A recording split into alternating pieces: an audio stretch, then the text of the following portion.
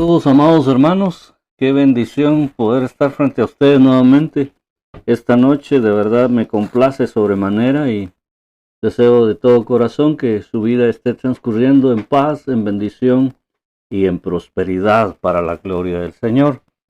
Estamos aquí porque estamos interesados en estudiar la palabra del Señor y desde ya un buen tiempo venimos trabajando con la exégesis de Jueces, del libro de los Jueces en la Escritura, y desde hace varios miércoles, para ser exacto, desde hace un par de meses, 8 miércoles, venimos trabajando lo que es el cuarto ciclo de degradación.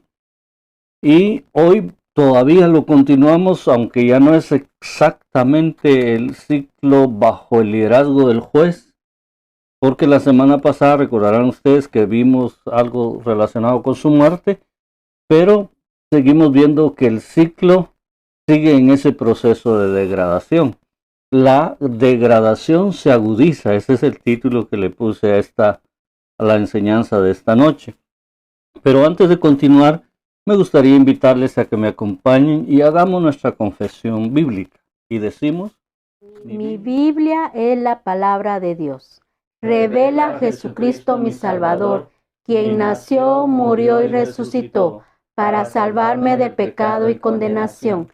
Me enseña de la fe, santidad y amor para predicar su gracia y perdón, desde mi familia y congregación hacia la nación y toda la creación. Y el pueblo de Dios dice: somos casa, somos familia, somos Iglesia Busca a Dios y vivimos por la fe. Muy bien. ¿Ya están preparados con sus Biblias en Jueces? Hoy vamos a dar inicio al capítulo 9. Déjenme nada más recordarles que el miércoles pasado, en los últimos versículos del capítulo 8, específicamente del 29 al 35, vimos en primer lugar el desvío del juez de Gedeón, de Jerobaal, en el sentido de que él tuvo aquel famoso efod ahí en su casa y el pueblo se pervirtió con ese efod, fue tropezadero, dice la Escritura, para el pueblo. Pero también hablamos de su muerte sin pena ni gloria. Y para finalizar, comenzamos a ver la intensificación del ciclo iniciado de degradación, que es lo que estaba hablando recién. Hoy nos corresponde ver cómo realmente se agudiza ese ciclo. No hay un ciclo nuevo. Quiero dejarlo claro, no hay un ciclo nuevo. Estamos en el mismo ciclo, en el mismo cuarto ciclo, pero hay una intensificación de la degradación del pueblo elegido por Dios.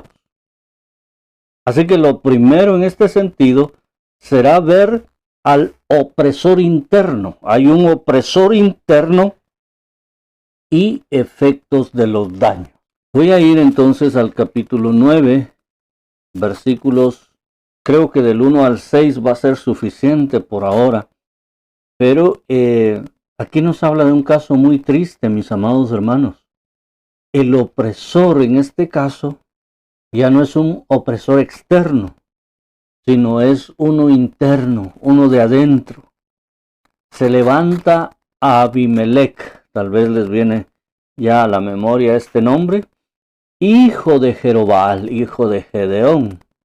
Pero veamos el detalle de esto. Vamos a leer en primer lugar los versículos del 1 al 3. Del 1 al 3 vamos a leer en Jueces capítulo 9. Y dice así la Escritura: Abimelech, hijo de Jerobaal, fue a Siquem, a los hermanos de su madre, y habló con ellos y con toda la familia de la casa del padre de su madre, diciendo: Yo os ruego que digáis en oídos de todos los de Siquem, ¿qué os parece mejor?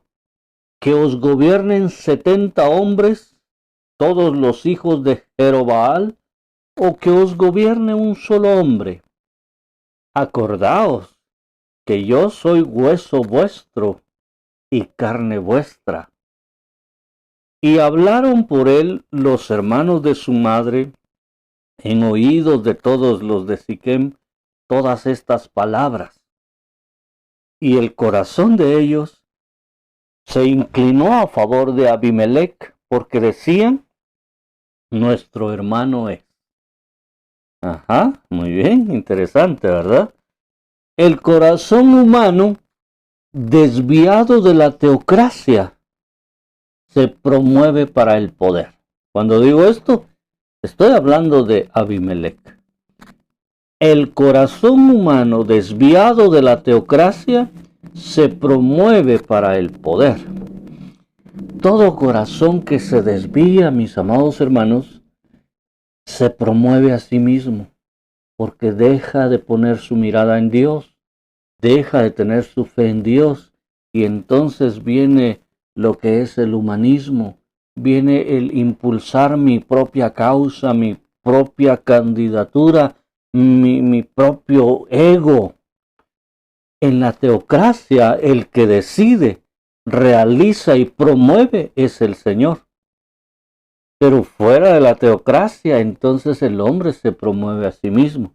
Y esto es lo que empieza a suceder acá. Abimelec no era constituido como descendencia para suceder a su padre. Recordemos que él era un hijo bastardo. Cuando digo la palabra bastardo, nadie debería sentirse ofendido, no es una mala palabra. Tiene su significado y lo menciono porque en alguna ocasión yo le dije esta palabra a un hermano. Me parece que en parte de una consejería y salió esta palabra a colación. Y yo recuerdo que el hermano se sintió ofendido. Pero la palabra bastardo no es una mala palabra. Simplemente quiere decir que ha nacido fuera del matrimonio. Eso es un hijo bastardo. Alguien que ha nacido fuera del matrimonio establecido. En otras palabras, no es un hijo legítimo. ¿Sí? Entonces, lo que vemos en Abimelec es que había resentimiento en él. Porque nosotros estudiamos la semana pasada que Gedeón había tenido 70 hijos con distintas mujeres. Pero menciona que además tuvo una concubina en Siquem, con la cual también tuvo un hijo al cual le puso por nombre Abimelec. Entonces Abimelec era el único de todos los hijos que no era legítimo. No había sido criado en la casa de Jerobbaal o Gedeón. Él había sido criado por aparte. Yo les decía que Gedeón eventualmente iba a ver a esta mujer allá en su casa. Él nunca la llevó a Ofra, que era la casa de Gedeón. Entonces él se sentía resentido para con el resto de sus hermanos, que eran 70. Él no podía ser sucesor de Gedeón. Para poder heredar a su padre en sus funciones, en su liderazgo o en lo que fuera, aun si hubiera sido rey, para poder heredar a su padre, él tenía que esperar que pasaran por el trono heredado los 70 hijos legítimos, o que murieran esos 70 hijos. Seguramente se puso a pensar, ¿cuándo van a pasar por el trono esos 70? Ya me he muerto yo primero. Así que vino, dice este pasaje, estos versículos, y se abocó a sus tíos, a los hermanos de su madre. Y se abocó a la familia de su padre, de su madre, perdón, y de su abuelo materno. O sea, el abuelo por parte de su mamá. ¿Qué fue lo que hizo? Tocó el orgullo familiar diciéndoles, ¿qué les parece a ustedes mejor? ¿Que les gobierne yo, que soy su familia? ¿O que les gobiernen 70 que no son de su familia? Entonces estaba ahí jugando con los sentimientos familiares. Hay que tener cuidado con esos recursos, esa forma de manejar las cosas, de comprometer a las personas por un sentimiento, por un vínculo familiar. Cuidado con promover movimientos a espaldas del líder, ya sea en la empresa o aún en la misma familia, inclusive en la iglesia. Cuidado, mis hermanos. Lo que estaba haciendo Abimelech era eso precisamente. Como él se sentía fuera de, entonces dijo, lo voy a tomar. Lo que no lo puedo tener por las buenas, lo voy a tomar por las malas. Y esto es lo que comenzó a hacer. Comenzó a generar un movimiento en Siquem, donde vivía su madre y donde estaba toda la familia por parte de su madre. Pero hay algo interesante en todo esto. Si nosotros vemos el pasaje con mucha atención, nos daremos cuenta que él, digámoslo así, tocó esas fibras del corazón de ellos y ellos se prestaron, los convenció, porque dice el versículo 3 que hablaron por él los hermanos de su madre en oídos de todos los de Siquem. Ya no era solo la familia, sino todos los siquemitas. Y hablaron estas palabras y el corazón de ellos, el corazón de los de Siquem, se inclinó a favor de Abimelech porque decían nuestro hermano es. Ahora quiero que vean lo que dice el versículo 4 y el versículo 5. Y le dieron 70 siclos de plata del templo de Baal-Berit, con los cuales Abimelech alquiló hombres ociosos y vagabundos que le siguieron. Y viniendo a la casa de su padre en Ofra, ¿qué hizo?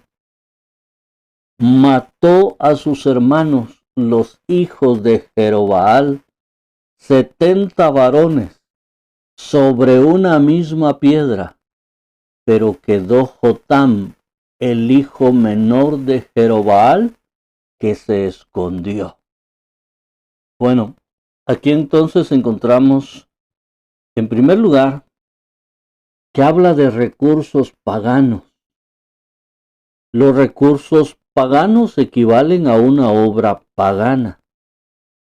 Le dieron 70 siclos de plata del templo de Baal-Berit. Es bien simbólico y es bien importante que eran 70 sus hermanos, 70 los hijos de Jerobaal, aparte de Abimelech. Eso significa que les dieron un ciclo por cada hermano. Eso es muy simbólico y es además muy importante. En el pueblo de Israel en esa época, cuando hacían los censos, los censados que eran mayores de 20 años, los hombres mayores de 20 años que eran censados, debían pagar al templo medio ciclo de plata. Así que a Abimelech le dieron lo que correspondía a 140 hombres mayores que habían contribuido con ese impuesto al templo. Pero además le dieron un ciclo por cada uno de sus hermanos. Pero es también relevante llamar la atención al hecho de que ese dinero se sacó del templo de Baal-Berit. Por eso digo, eran recursos paganos, porque no era el templo del Señor. ¿Y quién era Baal-Berit? En el 8:33, capítulo 8 y verso 33 dice que es el Dios al cual escogieron los hijos de Israel después de la muerte de Gedeón. Cuando ellos le dieron la espalda a Dios, se olvidaron de Dios, se olvidaron de la casa de Gedeón y no agradecieron. Y se volvieron a los Baales y escogieron como Dios a Baal-Berit. Ahora de Baal-Berit tomaron aquellos 70 siclos de plata para contratar a aquellos vagabundos y aquellos ociosos y que vinieran, porque no crean ustedes que Abimelech vino y agarró uno por uno los 70 hermanos y los mató. No, esto fue obra de un, digamos, de un ejército que él reclutó de vagabundos y ociosos que vinieron y mataron a sus hermanos. En la mente del escritor sagrado, aquella pelea de Baal que comenzó con Gedeón, recuerdan ustedes, continuaba. Recuerden lo que dice en el capítulo 6 y verso 32. Contienda Baal contra él por cuanto derribó su altar. Esto fue en la casa del padre de Gedeón, en la casa de Joás. Había un altar a Baal y había una imagen de Acera. Y en ese altar fue derribado por Gedeón. Y entonces los hombres de la ciudad, israelitas, se levantaron contra él y dijeron, bueno, contienda Baal contra él. Ahí fue donde le cambiaron el nombre de Gedeón a Jerobaal, por cuanto derribó su altar. Esa pelea en la mente del escritor continuaba. No había terminado. Aparentemente, Abimelech es la victoria de Baal sobre Gedeón, porque viene Abimelech y mata a los 70 hijos de su padre. Y para ello, como ya mencionamos, alquiló hombres malos.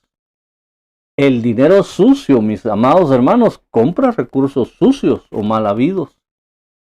Por eso en la iglesia debemos ser muy cuidadosos también de no recibir recursos sucios o recursos mal habidos, porque no vamos a obtener ninguna cosa buena con ello. En otras palabras, dentro del contexto eclesiástico, no tenemos que tolerar la perversión. Tenemos que cuidarnos unos a otros, mis amados hermanos, y tenemos que estimularnos unos a los otros al amor y a las buenas obras. El sacerdote Elí tuvo hijos que eran mal portados, que cometieron una serie de actos pecaminosos en el templo. Y la Biblia dice que Elí no los impidió. No impidió esos actos pecaminosos. Y nosotros ya sabemos el resultado. En un mismo día murieron sus hijos y murió Elí también, como parte del juicio divino. Así que en el caso de Abimelech, lo que vemos aquí es que el dinero sucio compra recursos sucios. Y entonces vino este hombre decidido a erigirse como rey en Israel,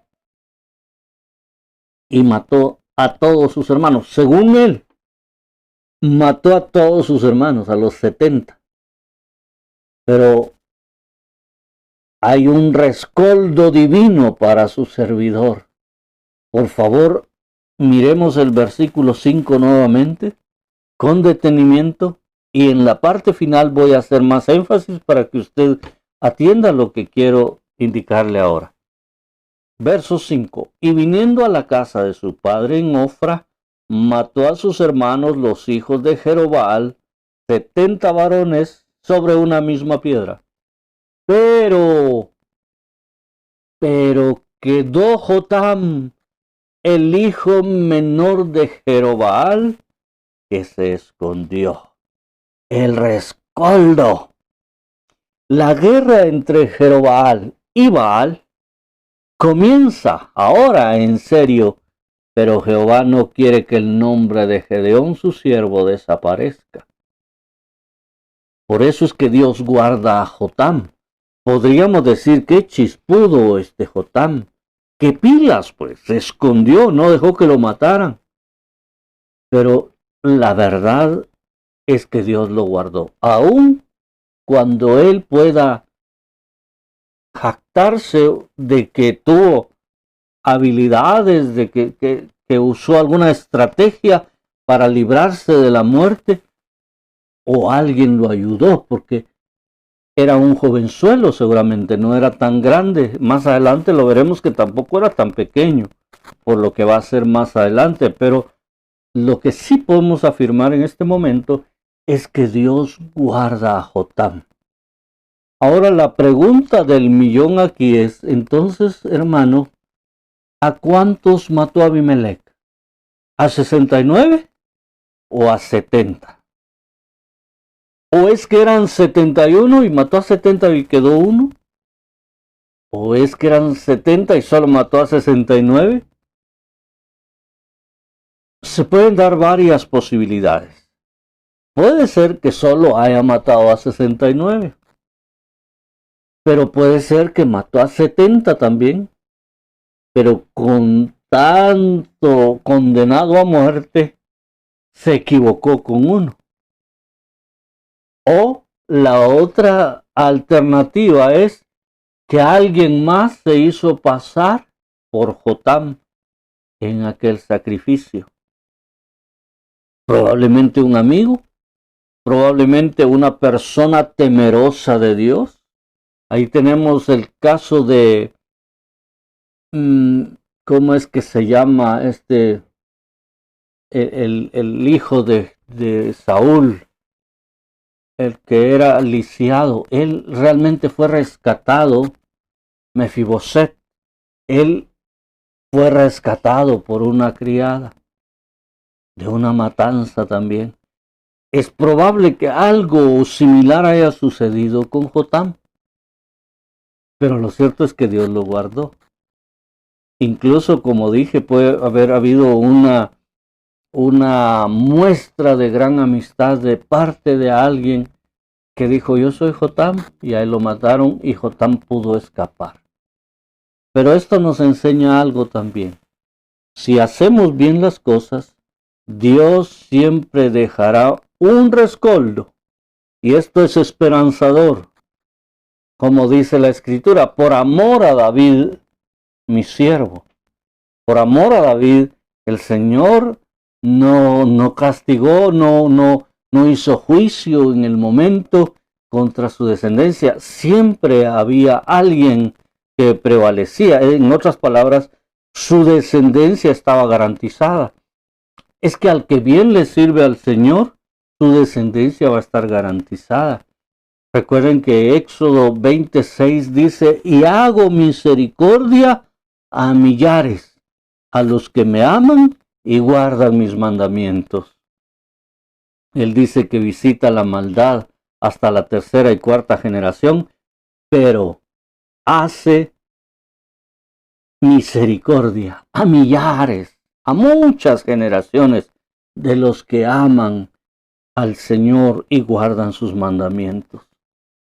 Entonces, vamos a desembocar esta noche en lo que sería la monarquía forzada y la teocracia eliminada.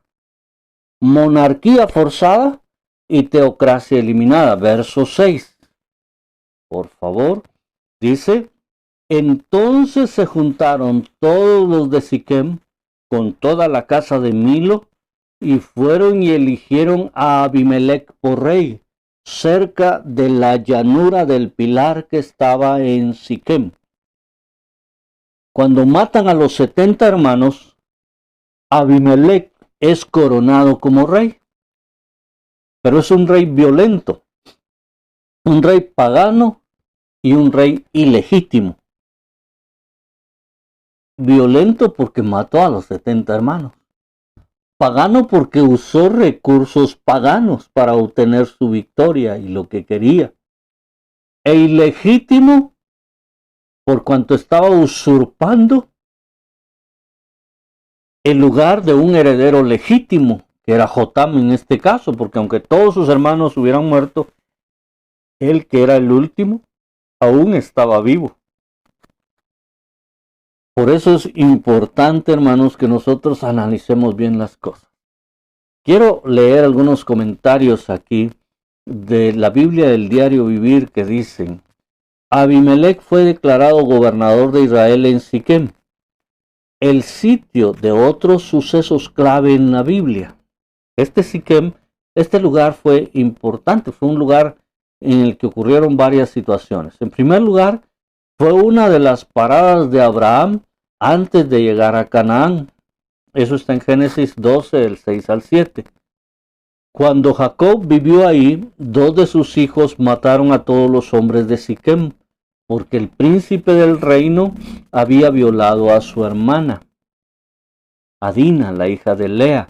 Eso está en Génesis 34, y eso se los mencioné la semana pasada. Por otro lado, los huesos de José fueron enterrados en Siquem. El gran José, el José de Egipto, que así se le conoce. Esto está en Josué 24:32. Israel renovó su pacto con Dios en Siquem, en Josué 24 también, y el reino de Israel se dividió en esa misma ciudad, lo cual está registrado en Primero de Reyes, capítulo número 12. Como podemos ver, Siquem era un escenario interesante, de hechos buenos y de hechos malos. En este caso fue un hecho malo. La llanura se entiende que era una meseta en alto, en donde ellos fueron a coronar a Abimelech para que todos se dieran cuenta de que ahora había un rey, Abimelech. Y aunque parezca que con esto todo terminó, recordemos que en Dios siempre hay esperanza. No olvidemos a Jotam, porque vamos a hablar un poco más de él. Continuaremos la próxima semana, si el Señor nos lo permite. Que Dios les bendiga, que Dios les guarde. Siempre estaremos para servirles. No olviden las medidas preventivas, siempre quedarnos en casa, lavarnos las manos, usar mascarilla y el distanciamiento social.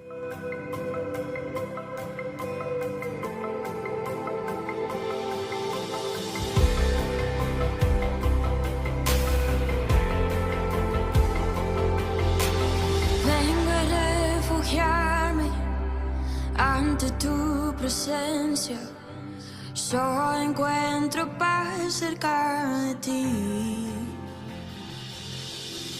Tú lo llenas todo, fuente de agua viva, vierte de tus aguas sobre mí, sobre mí.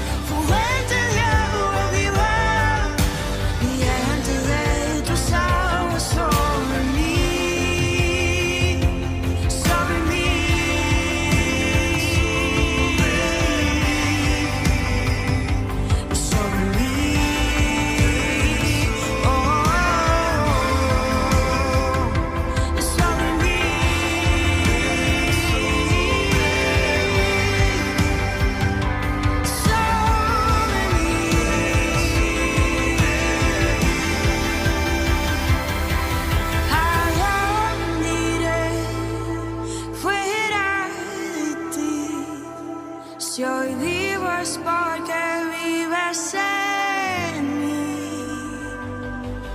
¿A dónde iré? Bendito Dios, alabamos tu poderoso nombre y te damos gracias por tus favores y misericordias en nuestras vidas. Nos ponemos delante de ti para que cada enseñanza permee nuestro corazón de una manera fuerte, de una manera firme, y trascienda para un cambio de vida, para una mejora en nuestra forma de alabarte, de adorarte y de servirte, Señor. Gracias por la audiencia que has permitido que tengamos para estas enseñanzas y gracias también, Señor, sobre todas las cosas, porque son enseñanzas que provienen de tu palabra y que siempre traen edificación. Te alabamos, oh Padre, y te damos gracias en el nombre de Jesús, nuestro Salvador. Amén y amén.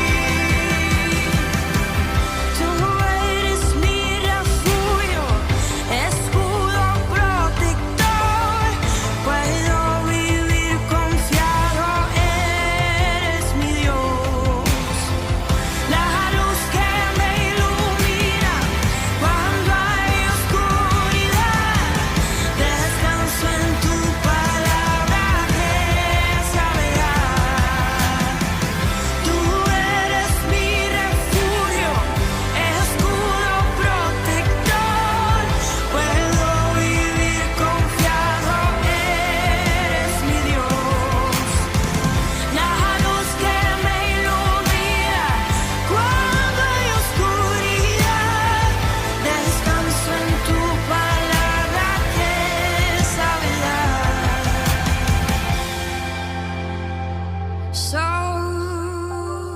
mí,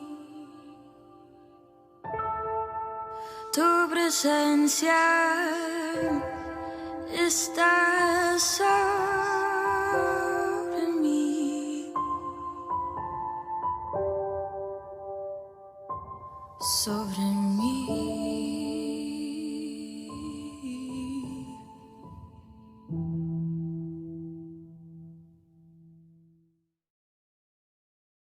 Y para ustedes, que tengan la mejor de las noches. Feliz descanso y un sueño reparador. Hasta una siguiente ocasión.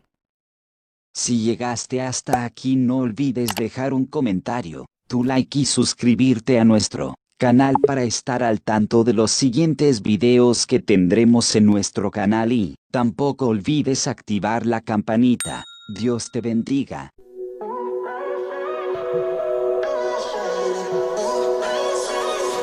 If there's an open way, I'll just run,